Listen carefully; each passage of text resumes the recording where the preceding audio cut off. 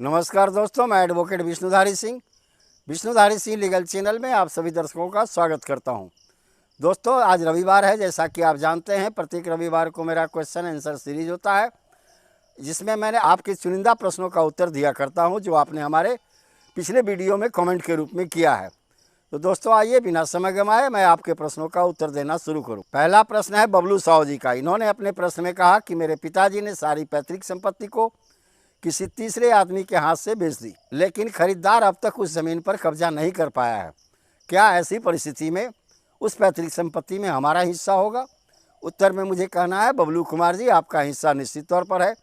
कोई भी पिता पैतृक संपत्ति को बिना बंटवारा किए बेच नहीं सकता। बेचता है तो परिवार के लालन पालन, विकास के लिए, कमाई के लिए, दवाई के लिए।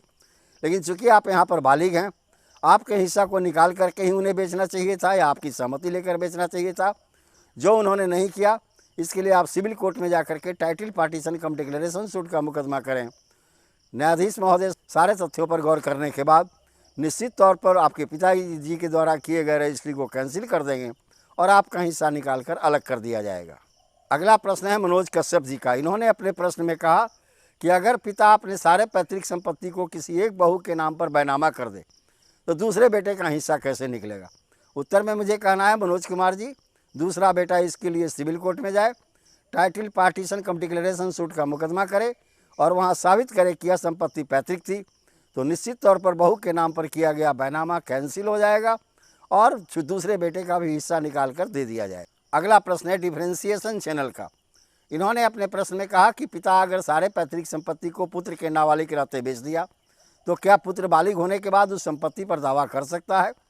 उत्तर में मुझे कहना है, कर तो सकता है, लेकिन इसके लिए पुत्र को यह साबित करना होगा कि पिता ने अय्यासी में आकर संपत्ति बेचकर खर्च कर दिया। अगर पिता ने परिवार की पढ़ाई, लिखाई, बीमारी या विकास इत्यादि में खर्च करने के लिए संपत्ति को बेचा है तो पिता के द्वारा बेचा गया वह रजिस्ट्री वैलिड है, मान्य है।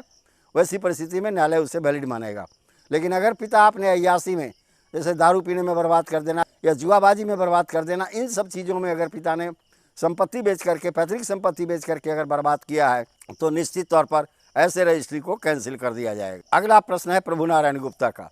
इन्होंने अपने प्रश्न में कहा, सेल डीड की रजिस्ट्री को कैंसिल करवाने में इंडियन लिमिटेशन एक्ट का सेक्शन 5 एप्लीकेबल होगा या नहीं?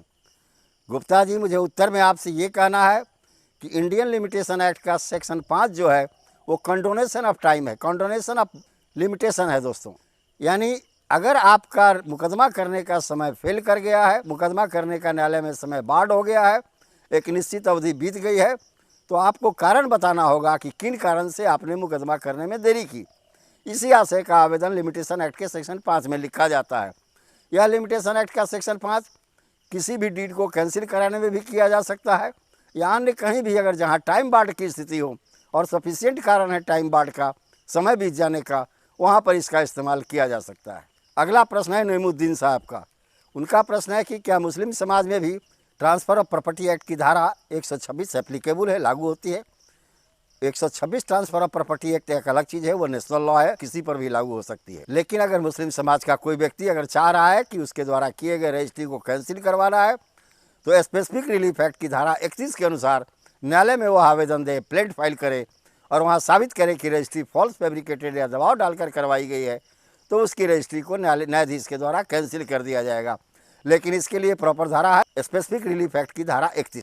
अगला प्रश्न है नरेश कुमार जी का। इन्होंने अपने प्रश्न में कहा कि मेरे पिताजी को अपने पैतृक संपत्ति में से बंटवारा करके 4 प्लॉट मिला, जिसमें से एक प्लॉट बेच करके अपने बहन की शादी कर दी। अब पिताजी की मृत्यु हो गई है, लेकिन अब पिताजी की बहन जो बचे हुए 3 प्लॉट है उसमें से हिस्सा चाहती है।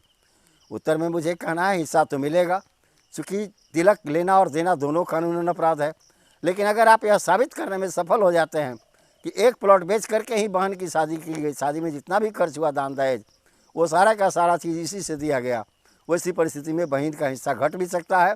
लेकिन साधारणतः ऐसा होता नहीं, क्योंकि बहन के नाम पर जो ज़मीन बिकी है उसका इस्तेमाल आप तिलक दहेज में नहीं कर सकते, उसका इस्तेमाल सिर्फ दान देने में आप कर सकते हैं, या दरवाजे पर जो खर्चा है उसमें आप कर सकते हैं। बहन को उसके बावजूद भी हिस्सा मिल ही जाता है। तो धन्यवाद दोस्तों, यहीं पर मेरा वीडियो समाप्त हुआ। अगर आपको यह क्वेश्चन आंसर सीरीज पसंद आया तो आप इसे लाइक करें, सब्सक्राइब करें, शेयर करें